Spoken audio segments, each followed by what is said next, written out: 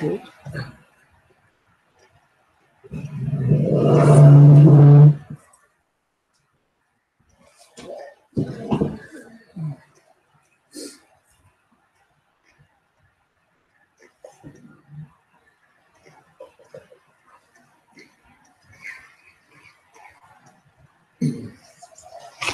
This one I want to turn down. Hello, K-A-N-J.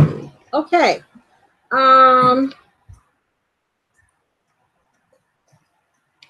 Typing.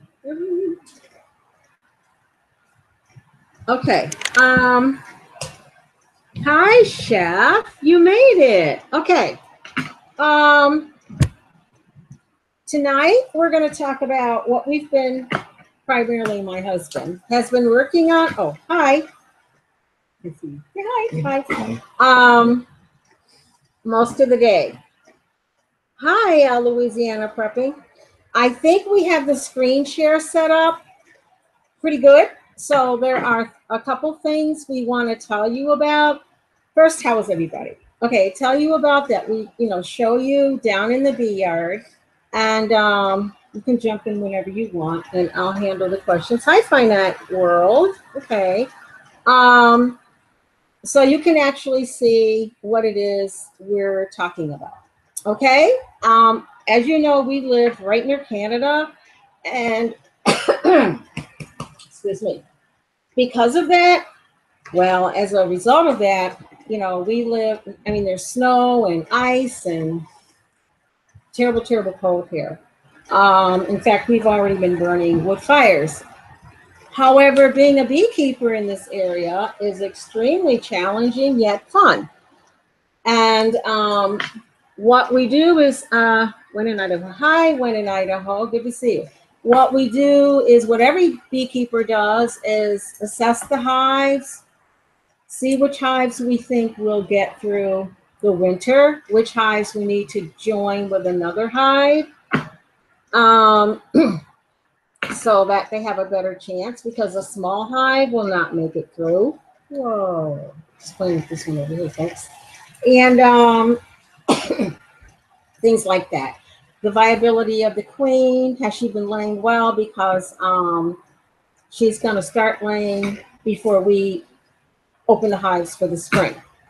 So I'm going to go to the first picture. Now, this is our way of screen sharing. So just hold on here. Let's see.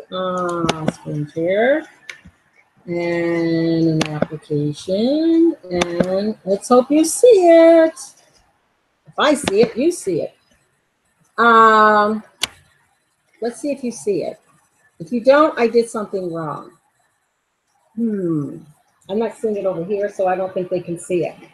Oh, okay. So you're not seeing it? Hi, Deep South. How are you? Good to see you. There it is. Okay. There's a delay. Okay, there's a delay. Oh, here's my water bottle. You want me to talk about this, or you want to talk about this? Hi, Owen. Hey, Owen. How you doing today? Good to see you. Hi, old Alabama gardener. This is one hive in our bee yard, and my husband will explain the black box and everything else. And I'm just learning how to screen share. Oh, they can see it. Good, Finite World. Good to see you, Owen. And so you want to explain that? Yeah. Yeah, this is one of our hives. I started out using snow fence, but on other hives and ran out. So I'm using this, which is recommended by another beekeeper in our area, which is basically fence posts with scrap plywood secured to the posts with zip ties. And the hive is facing the part with the blue stripe is the entrance at the bottom, so that's the front. It's facing southeast. So our winds in this area come primarily from the southwest. So the plywood is screening all areas except basically the east, which is extraordinarily rare for us to get an east wind. So I have the south, the west, the north, and the northeast screened off to minimize the winds. Because we have a screened bottom board, which means it's open to allow for ventilation. Okay. Right now, as we speak, hi, Mud Pie Girl. Right now, as we speak, what is the temperature out there? About 45. It's about 45 right now, but we will see much colder. But it's 45 now as we're getting our bees ready. Okay. So, so this screens the winds, which can be fairly strong, even though we have some woods that will screen some of the winds, which you can see some of the woods in the background there. I'm trying this for the first time this year to protect the hives even more. So this keeps the wind from the strong winds from affecting the hive as much. Now the black box you see on the top, basically half or 2/3 of the hive, is a purchased waxed cardboard cover that has it's open on the bottom, so you slide it on top of the hive, and then there's flaps on the top, just like a box that you would open from Amazon or anywhere.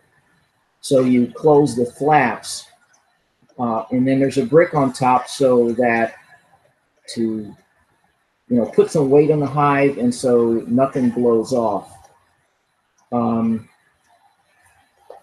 The back of the hive, I've got a couple of holes in the cardboard box, and the top of the hive is also propped up slightly with popsicle sticks to allow for ventilation through the top.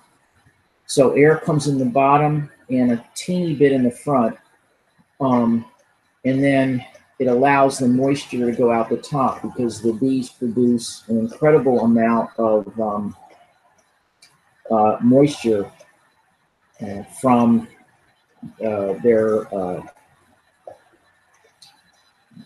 basically their breath and the heat they produce in the hive. 92 degrees in the cluster compared to whatever it is outside. So just like with a car, you're going to get a lot of condensation. If water comes back down on the hive, if it condenses and can't escape, your hive's dead. Bees can handle cold, but not water. So that's basically it. The blue stripe in front is leftover from last year when I was using only cardboard boxes. And it's something that I just did almost on a whim so that the bees could differentiate between hives in case there was a warm day in the winter and they went out for a cleansing flight. So it makes it a little easier to tell. You want to explain what the temperature about a cleansing flight and what they're doing? Well, basically, bees can go weeks, occasionally months, without excreting any of their waste products. It's just the way they're designed, but it's not good for them. So if there's bees tend to cluster. Once it hits 57 degrees, they start clustering, and then when it gets to about 47, let's say, they're in a tight cluster. So occasionally, though, when the temperature's over 50, especially, sometimes over 40, individual bees will leave the hive to relieve themselves of pent-up waste. So that's a cleansing flight. If they leave when it's too cold, they may not make it back. So that's what that's about. Anyway, this is the first year we've tried this. Only have plywood around 2 hives. The rest of them have snow fence around to try to break some of the winds up. Right. So that's about it. Okay. We're going to go down to the next one. which is this is just a side view. I couldn't figure out how to get this thing reversed. Hey, and as you can see, now it doesn't cover all the boxes because typically this is even though this is cardboard, it's covered with wax, and that's to keep away the snow that's going to build up on there, yada yada, and also the black will absorb the heat. You can see part of the hive right here. You can't see what I'm doing. Anyway, the white part, that's because our hives are now beyond 2 boxes. And so what's the average size of a hive down there now for the winter? Well, in prior years, we just went with 2 deeps, but now we have the average size is probably, I don't know about average because it's so many different ones now. 2 deeps in a super, or 1 deep and 3 supers. Right. So they're a little bigger.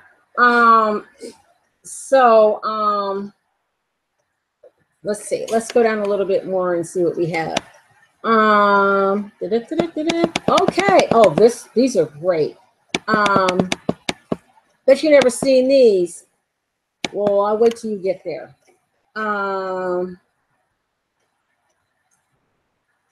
You're gonna see beehive mouse guards.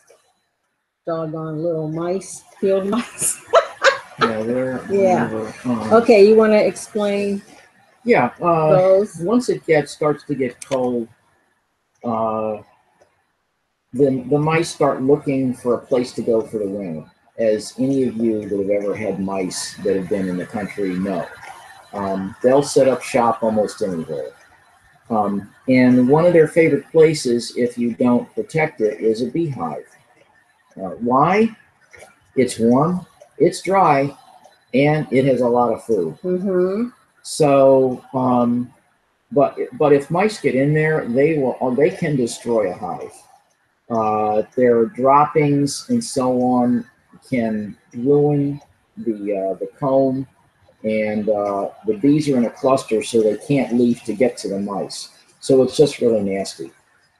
So there's different kinds of mouse guards. Some people make them do it yourself, where they just use hardware cloth, which is essentially wire in different sizes. Hold that thought. Hold your thought. We're gonna show you hardware cloth later, but I know there's some ladies in here, and to me, hardware cloth should be cloth, but we'll show you what it is, and that's all. I just put down yeah, Vinny G, mice. Now we've lost hives to mice, right? We haven't lost a hive. No, we had some in there where I was able to get rid of them. Oh, because the bees killed them. I made a mistake. Okay. Yeah. Oops. I made a mistake in setting up something. So anyway, this is a purchase. Some people do it themselves. This is a purchased mouse guard. You put it on, and the bees can get through the little holes, but the mice can't. And it protects the front. The front entrance, there's an entrance reducer, which is wood. And if I just left it there, the mice can literally chew through the wood and get into the hive. So this protects the hive from the mice. And we have a lot of field mice out there. We have a red-tailed hawk that the past few days, he's you can see him because the leaves have fallen, sitting in a tree, maybe 100 feet or 100 yards from the hives, because there's mice in the field and the grass is cut, and he's up there watching for him. So yeah, we got a lot of field mice. Yeah, that's it on the mice. Let's see. Okay, rolling down. Oh, here we go. This is a top view. My husband was down here banging on. Oh, well, I have a question first, okay? One in Idaho says they're currently doing a unit study on honeybees for homeschool. The kids are loving it. Have you ever had a queen bee leave and make a new hive due to a new queen being born? Not that I'm aware of. I've never seen it, no. Generally, the only time a queen leaves a hive, except for one weird circumstance, is basically when a queen leaves a hive, she takes the half of the hive with her, and that's a swarm. So that's the only time I know about. I don't know about the circumstance that you're suggesting there. There are some people that say they've had hives with two queens in them. I think if you recall back several months, we were telling you about queen excluders, which are metal. Think about a cookie sheet that has like holes in it or something, and they go over top of, like, say you have a box, and then you have a queen excluder that keeps the queen, a deep box that keeps the queen in the bottom, and she goes back and forth, laying eggs. And then when you add your supers on top, only the worker bees can get through a queen excluder, and they're putting in honey on top. There are pros and cons to queen excluders. Last year, it got so hot in our bee yard, we found when we opened the hives, and I think you saw it if you go back to one of our videos, it fried the bees. That's not funny, but it got so hot back there, it literally fried the bees, killed them. They got up there and died. So we don't use them anymore, but I think that's why they have the two queens. They're running, I mean, the bees might think there's two different hives. I don't know. Which is kind of odd. I've read quite a bit. Yeah. Where some of the experts suggest that a third of your hives may have two queens for a period of time. But normally as a beekeeper, you're not going to know it unless you really are on top of it and you're looking at all the frames, which is a little bit, again, over the top.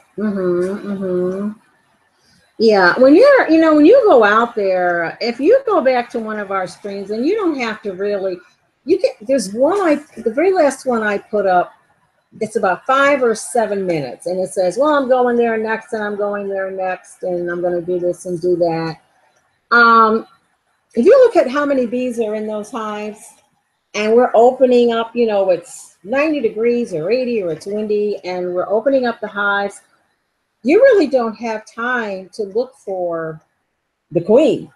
I mean, you're looking for evidence of the queen. We've tried magnifying glasses. We have glasses that go over our eyes. We have all kinds of things. But you've got all these bees and they're not happy. And, evidence of a queen, as we mentioned before, is brood. And Mr. Bee Man is great at that. He can look at the brood and tell she's been laying in the past 20 days or because it's uncapped and this or that and whatever. I'm not that good at that. I just kind of use woman's instinct and see how everything looks. So I don't know. But I have other things like how the bees are acting. Are they nuts? Which if they're real hyper and crazy, you might think, that's evidence that they don't have a queen because they're panicking, things like that. So that's all on that. Okay, now we're going to explain. I have screens. I actually should have put what there. What is that stuff called? Hardware cloth. Men, look at that. Hardware cloth. That's number 4 hardware cloth. Okay. For those of you who don't ever deal with this, number 4 means 1/4 inch gaps. So that's what that means. And that's the size where a bee can get through it. But, and by the way, what you're looking at is a top-down shot of 2 supers on top of each other, so it might be an optical illusion a little bit. Basically, this is what I put together to feed the hives that don't have enough honey based on weight to get through the winter. So, and that's for a variety of reasons. That the number of bees in the hive, and some of them are better honey producers than others. So, we have some hives that need help. So what I did is I use the number 4 hardware cloth, which again is 1/4 inch. It's stiff metal, so hence you see there that it's rippled. It's not that easy to work with. So you cut it and you nail it in to the super, allowing a little gap on the bottom so that when you put it down on top of the hive, if there's bees on the top of the bars where you're going to put it down, you don't crush them. Mm-hmm. So I put newspaper on top of this. You're going to go on top of the hive, put the newspaper on the mesh. I can move down to another one where they can see it better.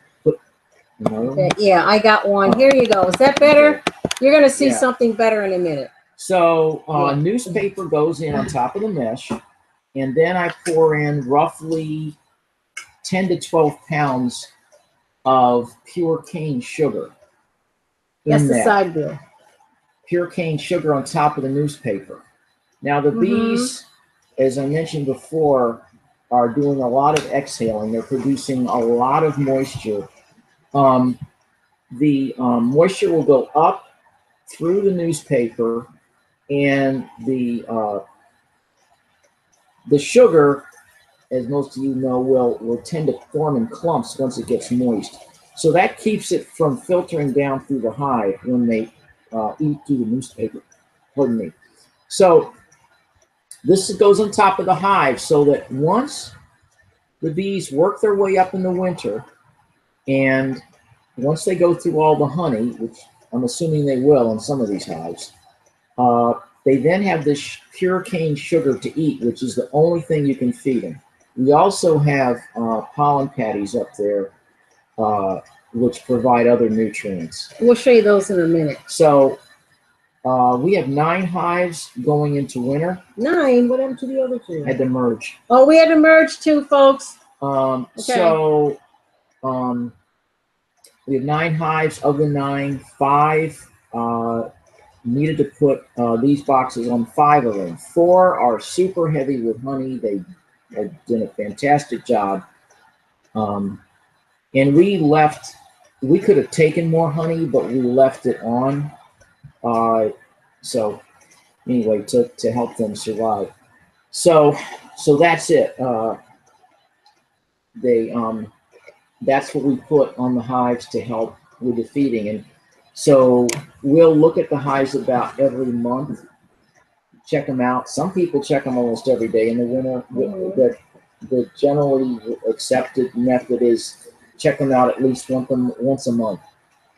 So that's what I'll be doing, to check them out and make sure that things are okay. You know, kind of think of it like this. We want our bees to survive through the winter. Now, we had 11 hives. My husband just mentioned that he merged 2, which because they weren't going to make it, right? No. They weren't big enough to make it. When we pack our hives for the winter, when we take the frames out in the summer, and you'll see that we're taking out frames. We don't use all that honey. Oh, coping along. Can you let me know where you are? They're still active. Whoop, that's great. We have some of their own honey that we've taken away from them this summer. Then we have these bee patties, which I have a picture of down a couple frame or so. And then on the very top, this is their last food source. They'll eat through the paper, they'll come up and they'll eat the sugar. And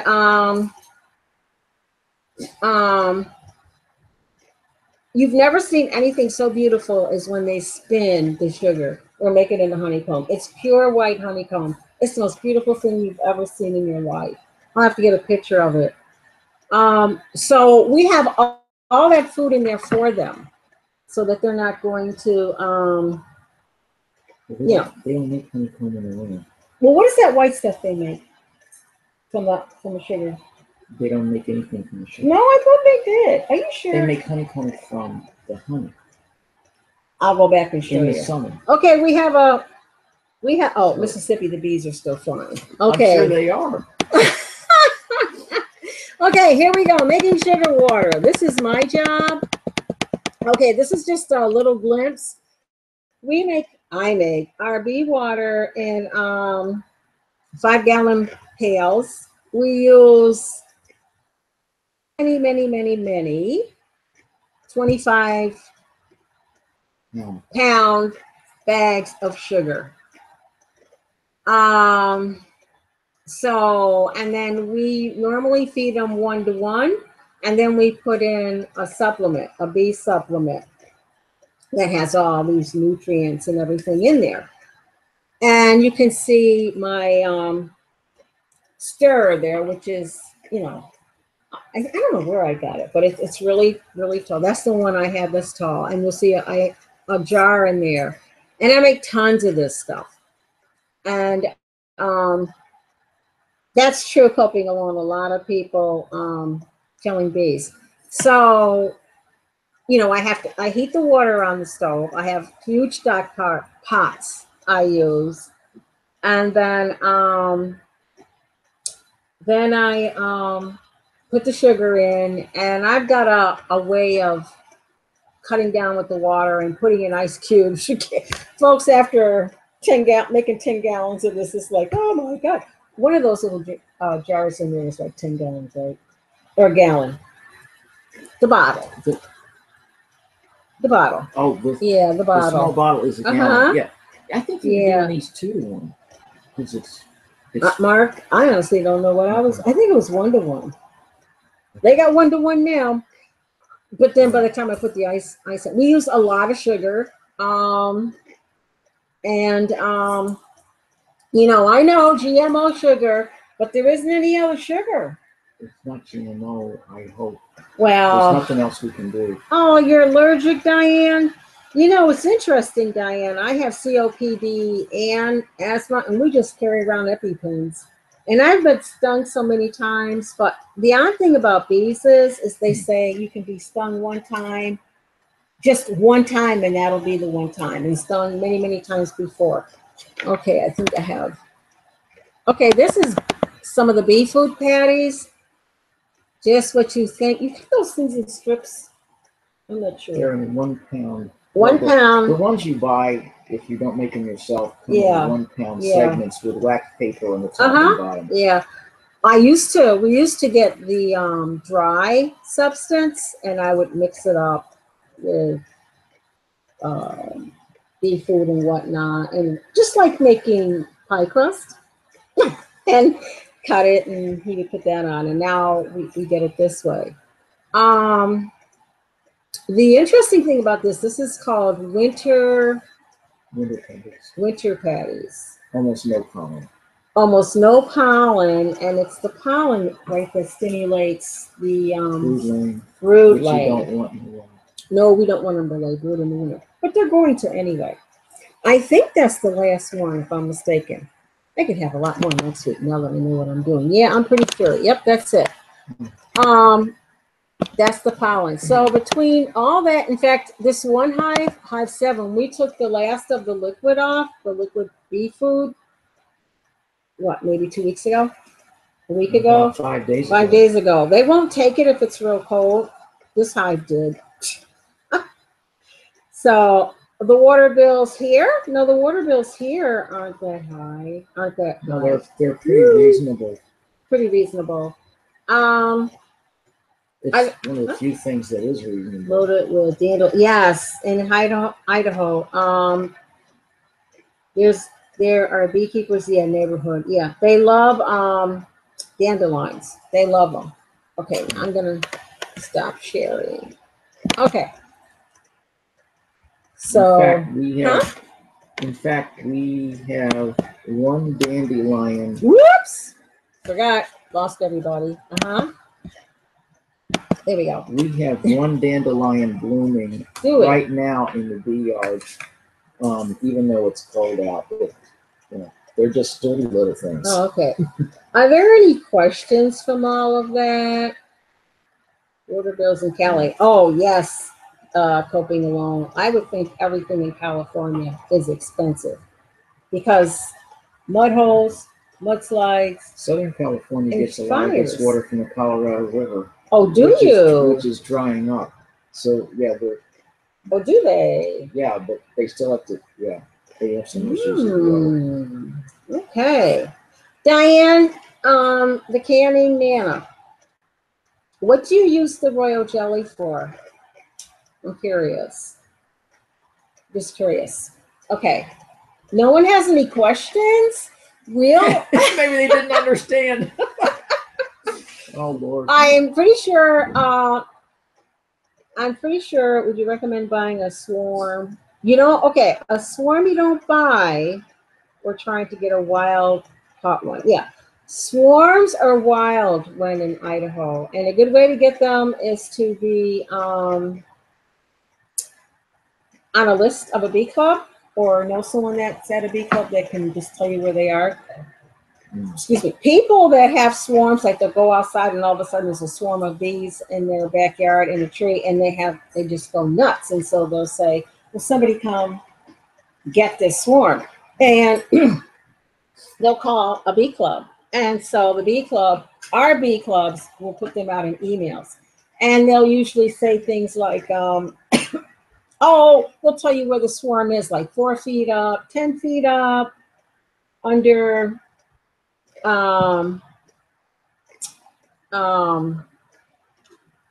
what is it, the gutter or something like that. In a child's bedroom, in the wall, you know, wherever. Okay, now they're saying that the Colorado River is tainted. So to get a swarm, I am still not sure of what that essential oil is that you put in there. You know, like just in a box.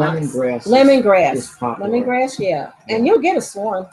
I mean, I think you'll get a swarm. I'm not near Colorado. Yeah. There's a recommended, if you want to set up a box to collect a swarm, there's a recommended size and so on. But these have been known to go into mailboxes, yes, empty barrels. I mean, just about anything you can think of. Right. Logs, anything like that. So yet the government dumped chemicals. Oh, in the Colorado River? No kidding, those are. I didn't know that. They're trying to kill people? I don't know. Why they dump chemicals in there?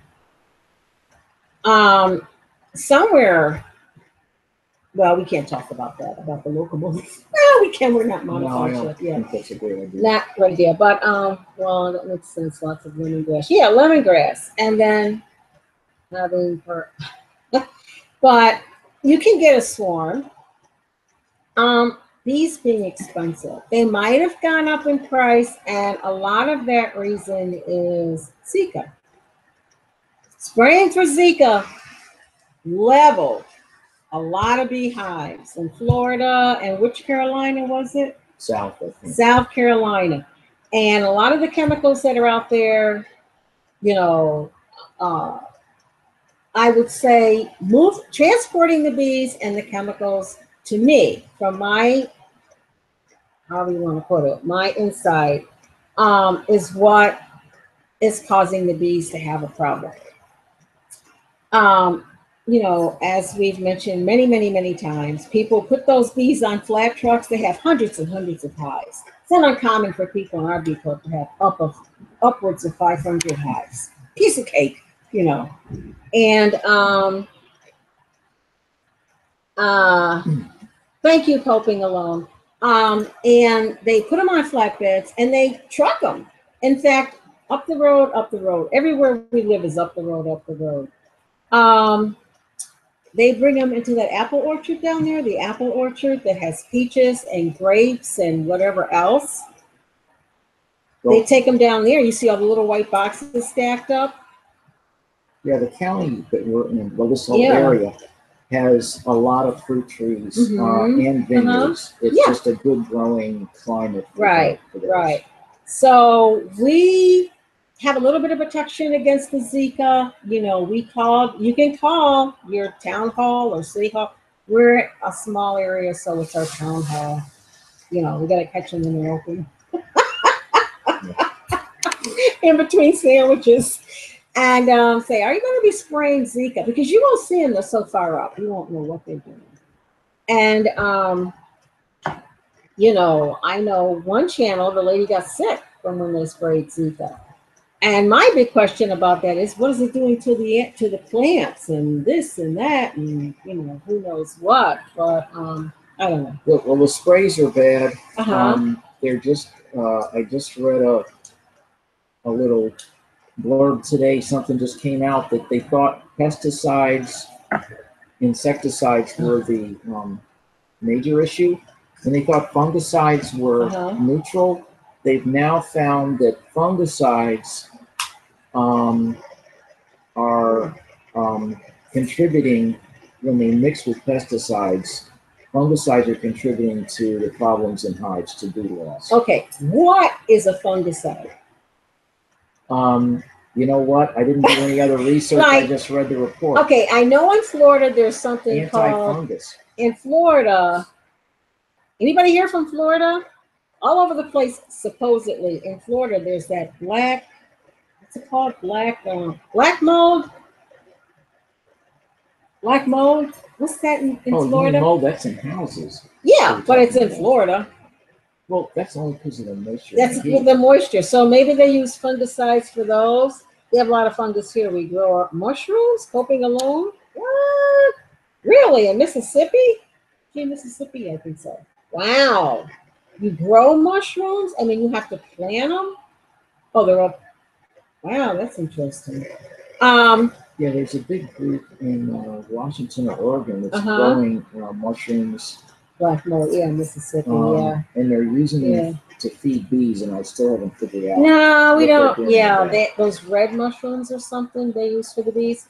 But the other thing, I don't know about the chemical. Well, bees are a very highly intelligent insect. Yeah, they're very intelligent. Some scientists consider a hive a super organism. It is the way they operate and their willingness to survive and do whatever it takes to survive. It's just amazing. I think it's moving them around the country. I think that does it because they're going to different longitudes and latitudes and different climates and different pressures and everything, and you just can't do that. You know, there are not enough bees in this country to fertilize all the fruits and vegetables, but that's a big secret. And that's why the price. That's why the price in buying bees is going up because there aren't enough. There aren't enough. There aren't enough honeybees. Right. There aren't enough. They're running short of the number of bees they need to pollinate the almond groves in California. And the blueberries up in Maine. They start with the almonds in California. Yep, black mold there too. Okay. And then they move them up to Maine for the blueberries. And when the bees go from a place like that to a place like that, they're in what's called a monoculture, which means no matter where they fly, no matter what they're doing, all they're gonna get is almonds. I mean, well, you know, yeah, that's not bad, but it's not necessarily good. You know, so I don't know. I can't believe nobody has any questions. They're having their own little. What are they talking about? The government does a lot. Oh, they right, Noah. Noah, where are you at? I don't know. Noah? No. I don't know if I'm online, offline. Let's go. Let me go over here. No. Let me go over here. So that's all we really had to say. Secretly putting chemicals and toxic. Get out, Owen. Why would they do that, Owen? And not and then I'm just curious. He said the government is secretly putting chemicals and toxins to kill bees. But what would that accomplish? No food? Hmm. Could be. No, I don't know. I haven't heard of that I one, haven't so heard I don't that. have information on that. I don't know. I know in order to get enough food in this country to feed everybody, I'm not an advocate of chemicals, but you know, we have a lot of fruit trees and different plants and things, and it's like Deep South says, 1/3 goes to the bugs and insects, 1/3 goes, and I forget what the other thing does. I mean, you're not going to get 100% of your harvest. So back maybe 20 years ago, they were breaking up large farms and then taking them away from families and making them making farming a business instead of like family farms. If you So want to help, yeah, I'm done on that. if you want to help the Uh-huh. bees, I don't remember if I've given you trees you can plant. I'll write them before. down. We'll write these down, and then I think that'll be it. If you want to help the bees, Yeah, these to are help bees. some trees Okay. that have the kind that are flowering trees that help bees. One is the black locust, Where does that go? almost anywhere. Okay. LOCUST? LCUS. Yeah. What else? The tupelo. Idaho. 100 raspberry bushes.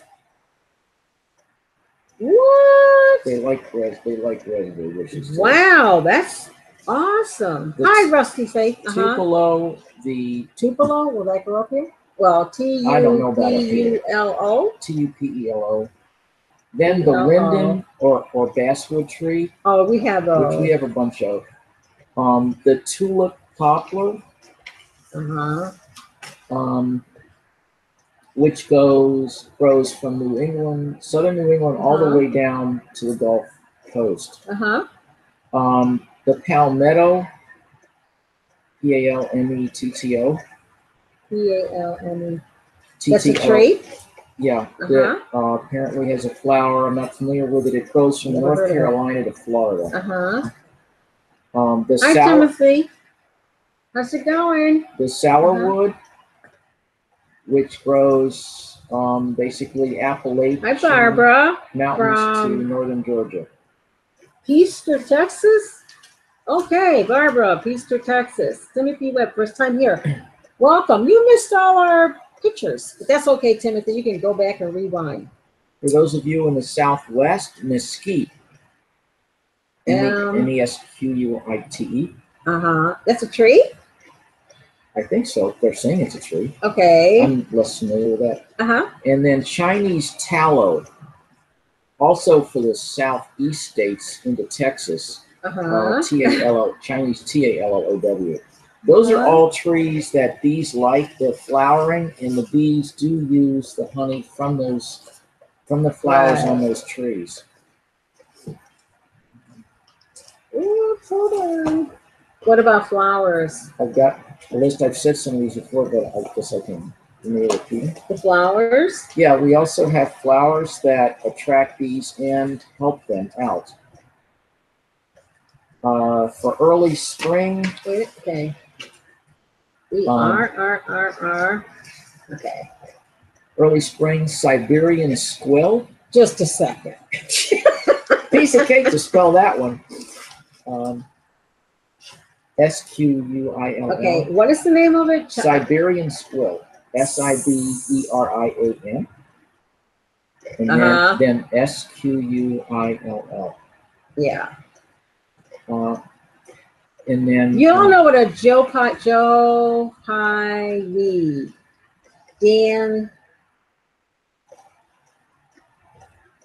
Dandelions, white clover. What else? Pussy willows. Really? Yes, they love that, and we have a bunch of them. Oh yeah, we have a pond. Pansies. Those little things? Yep, they like them. Hi, Dead Hand. Good to see you. Pansies. Okay. Snowdrops. This is another. All these are spring, especially. Snowdrops grow in zones 3 to 9. I'm not mentioning all the zones. Right. Spring to summer peonies. Peony. Peony. For the singular. Milkweed. There's no flower on the milkweed. Initially there is. Oh, okay. It changes into the milk. I think pansies are edible for humans too. Yes, yes, Idaho, they are. And I found out from my neighbor down the road, there is such a thing as winter pansies. They bloom in the winter. I have to get some of those. They're beautiful. Yeah. Bee balm. Bee. Yeah. That's a flower? Okay. Oh yeah, BALM, and because it has bee in it, it's self-explanatory. They love it. Timothy, you're nuts. Hey, Cher, how's it going? Yeah. Lavender. Lavender. Lavender, is that the one you can't kill? It's the one that's hard to grow. LAVENDER. ER. Our bees love our lavender. Okay. Phlox. Who? Phlox. PHLOX. Zones 2 to 9. Yeah, 2 to 9. Okay. Zinnias. ZINNIAS. Okay, marigolds. Believe it or not. Okay. Just about anything. And by the way, on these flowers, try to get. You want not manipulated double bloom flowers. You want the traditional ones that haven't been altered so much. What do they call them? I don't know, but goldenrod. There's a name. Oh, goldenrod, which is wild. They love that. Actually, chives. Oh, they like chives. Yeah. There's a lot of people eat the. I'm trying to think of the name of those. Yeah. Liatris, LIATRIS. This is more summer now. Mint, any kind of mint. Oh, wherever you plant your mint, plan on never being able to kill it. Okay. Unless you've got a something. What about borage? BORAGE. Yes. And good. And sage. Sage is a good one because it blooms into the fall. Right, and I have a hard time growing herbs here. I don't know what I'm doing to them. I tried rhubarb. The rhubarb's not an herb. I tried that. I tried mint. I can grow, but that just takes off. Nasturtiums. Did you spell that? Yeah, NAS. I don't know if I'm pronouncing it. Okay. NASTURTIUM. Wait a minute. Okay, how you spelling that? NASTURTIUM, and they apparently do well in poor soil. So. Okay. Black-eyed Susans. Oh, we have those.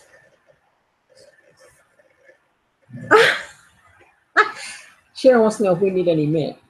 No, we're trying to kill ours. I planted a little tiny thing like this somewhere.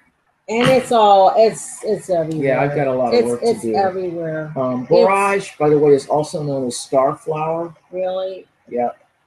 I just can't. I'm not doing too good with the herbs. So. By the way, borage is also considered a good native plant for tomatoes, which I don't know anything about how that works. No. Thyme, THYME. Oregano. It sounds like we're making a. It sounds like a stew. Page, rosemary. Yes. Anything else? That's my list. That's about it. Okay. That is not. Hi, Sue Nelson. Good to see you. That list is not all inclusive. Mint tea. I don't know. Maybe I have the wrong kind of mint. There's spearmint and peppermint, right? Those are the main two, I think. Okay. I don't know what kind we have. There's dozens of kinds. What kind do we have? I think we have spearmint. Is that what you make the tea out of? I don't know for sure. Maybe. Okay. We also have another kind of mint that grows wild here. That was around the house. Okay. So. Apple mint, pepper, pineapple mint. You have all those mints here? I would like those. Yeah, we don't have Oh, there's peppermint. different kinds. Yeah, we don't have peppermint. We got spearmint. We don't have apple mint, and we don't have pineapple mint. No, we don't. And I'll send you a whole bunch of spearmint. Okay, dry the leaves and steep them. I prefer plain. Then chill it. Really, I'm going to try that one in Idaho. Okay, I think that's about it. Yeah. Hope you enjoyed. We did screen share. Share. Oh, there's a mouthful. I always admit when you make some tea. Really? Really? Um, so I have all kinds of pictures and things to share with you now that things are slowing down a little bit. Because we spent a lot of time back there. Mark Jones, hi, my bees work cedar trees on warm days. And Mark Jones, you have bees. Okay, where are you? Cedar trees? Cedar trees on warm days in late January. Where are you, Mark Jones? What do they get off the cedar trees? Yeah, what are they getting off the cedar trees? Do you have Africanized bees? I'm wondering if they're using something from the cedar for propolis. I don't know. Now he's got my interest up. Where are you, Mark Jones? We're moving there. Their bees are out January and February. Well, This is so difficult to put your bees away for the winter. It really is. Anybody know where Mark Jones is? Cedar trees on warm days. That means he has cedar trees. Yeah, but, wow. That's interesting. We don't have cedar trees. Well, evergreens do have South pollen. Illinois.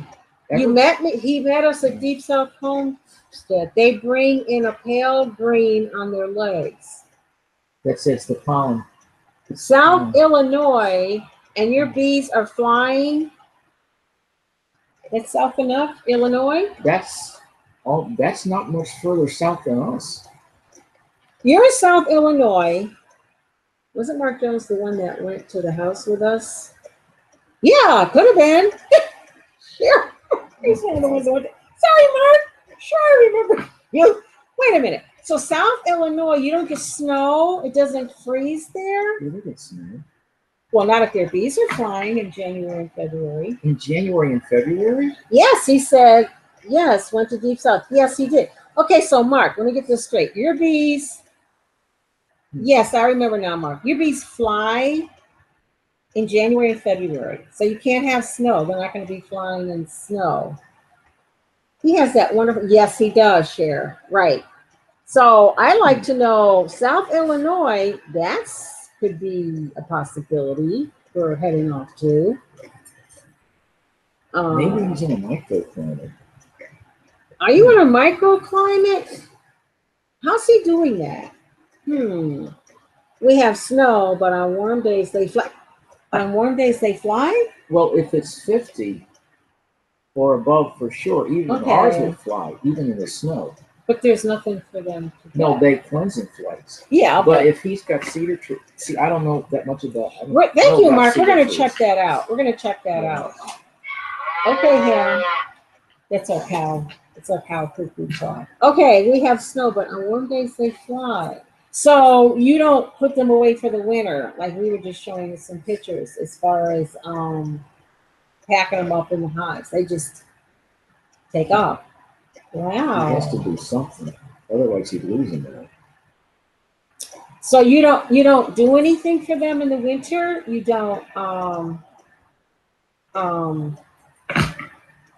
you just leave them like they do all year?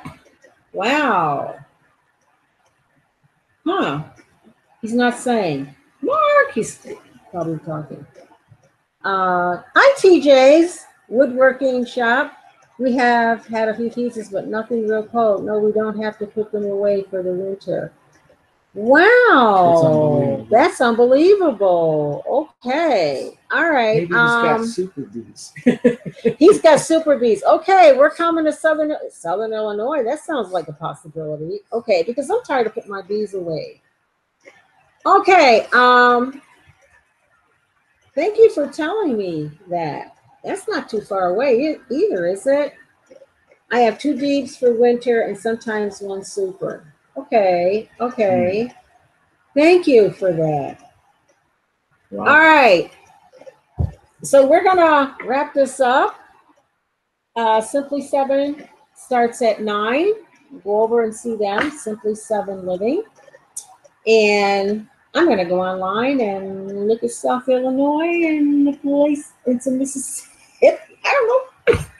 I'm tired of this. I'm tired of having to put away my bees and all this. I don't know. Sharon's tired. We're all tired of this. There's nobody else here up here going through this. Bee lady, good to see you guys. Yeah, thank you. Okay, so we're gonna call it a night, and because Simply 7 Living comes on now, and I encourage you to go on over there.